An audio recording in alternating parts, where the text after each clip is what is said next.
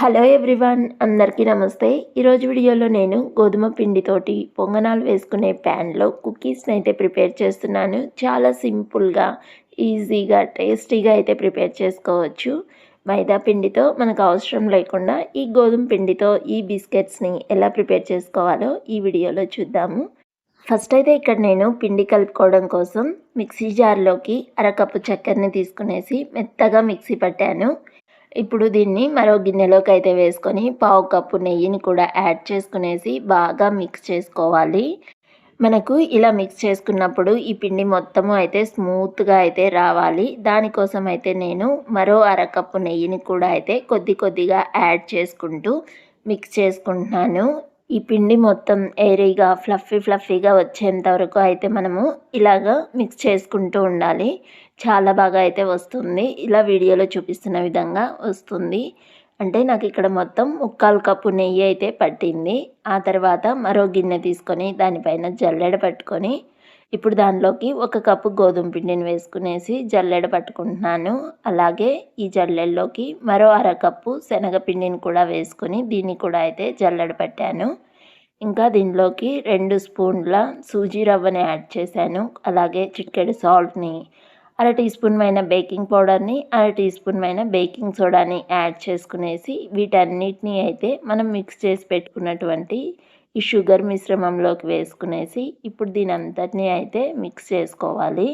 ఇంకా దీనిలోకి నేను ఒక 2 టేబుల్ స్పూన్ డ్రై ఫ్రూట్స్ని కూడా యాడ్ చేసుకునేసి మిక్స్ చేస్తున్నాను. ఈ పిండిని మనము మరీ గట్టిగా నొక్కి పెట్టి ప్రెస్ చేస్తూ కలుపుకోకుండా స్మూత్గా అయితే కలుపుకోవాలి. ఈ పిండి మీకు డ్రైగా ఉన్నట్లయితే కనుక 1 or 2 స్పూన్స్ నెయ్యిని యాడ్ చేసుకునేసి మిక్స్ చేసుకోవచ్చు. ఇలాగా సాఫ్ట్ ముద్దగా అయితే ప్రిపేర్ చేసుకుంటున్నాను. ఇలా ప్రిపేర్ చేసుకొని ఒక 10 నిమిషాలు అయితే పక్కన పెట్టేద్దాము. 10 నిమిషాల తర్వాత ఈ పిండి ముద్దనైతే తీసుకునేసి చిన్న రౌండ్ బాల్స్ లాగా అయితే ప్రిపేర్ చేసుకుందాము. అన్నిటినీ అయితే నేను ఇక్కడ సేమ్ సైజులో అయితే ప్రిపేర్ చేస్తున్నాను. ఇలాగే అన్నిటినీ ప్రిపేర్ చేసుకునేసి ఒక ప్లేట్లో అయితే పక్కన పెట్టుకుందాము. ఇలాగా అన్నిటినీ అయితే ప్రిపేర్ చేసుకునేసి పక్కన పెట్టుకున్నాక ఇప్పుడు ఈ బాల్స్ పైన అయితే మన ఫింగర్ తోటి ప్రెస్ చేసుకోవాలి.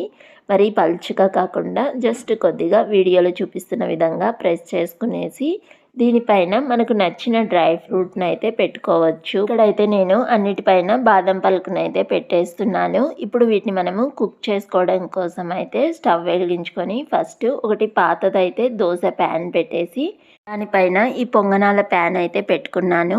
ఒక 10 నిమిషాల ముందే అయితే మంటను లో ఫ్లేమ్లో పెట్టుకునేసి దీన్ని కాలనివ్వాలి. ఇలా 10 నిమిషాలు కాలిన తర్వాత మనం రెడీ చేసుకున్నటువంటి ఈ బిస్కెట్స్ని అయితే ఒక్కొక్క గుంతలో ఒక్కొక్కటి అయితే ఫిల్ చేసుకోవాలి.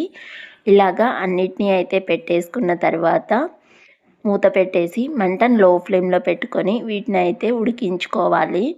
ఇక్కడ 30 మినిట్స్ అయితే పట్టింది నాకు ఇవి మొత్తం అయితే ఉడకడం కోసం. మనము ఈ 30 మినిట్స్ సేపు వెయిట్ చేయకుండా మధ్యలో అయితే చెక్ చేసుకోవాలి. ఈ బిస్కెట్ కింద భాగం అయితే మనకు మంచి గోల్డెన్ బ్రౌన్ కలర్ వచ్చిందంటే ఉడికినట్లే. కాబట్టి అప్పుడు మనం స్టవ్ ఆఫ్ చేసుకునేసి బాగా చల్లారిన తర్వాతనే ప్లేట్లోకి అయితే సర్వ్ అవుట్ చేసుకోవాలి. వేడిగా ఉన్నప్పుడు కనుక మనము వీటిని తీస్తే కనుక బ్రేక్ అయ్యే ఛాన్స్ అయితే ఉంటుంది. ఇలాగ చల్లారిన తర్వాత అన్నిటినీ అయితే నేను ఇలా ఒక బౌల్లోకి అయితే తీసి పెట్టాను. చాలా బాగా అయితే వచ్చాయి. ఈ విధంగా నేను గోధుమ పిండి నెయ్యిని ఉపయోగించి హెల్తీగా సింపుల్గా హ్యాపీ మేకర్లో అయితే ఈ బిస్కెట్స్ని ప్రిపేర్ చేశాను. మరి ఈ వీడియో నచ్చితే please like, share and subscribe. Bye.